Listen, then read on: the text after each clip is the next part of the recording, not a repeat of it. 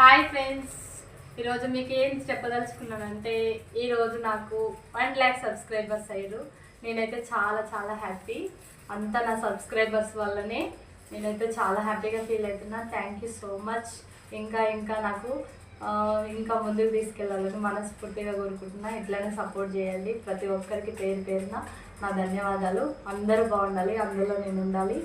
ఓకేనా? 1,00,000 సబ్స్క్రైబర్స్ అయినందుకు నేను చాలా హ్యాపీగా ఉన్నా.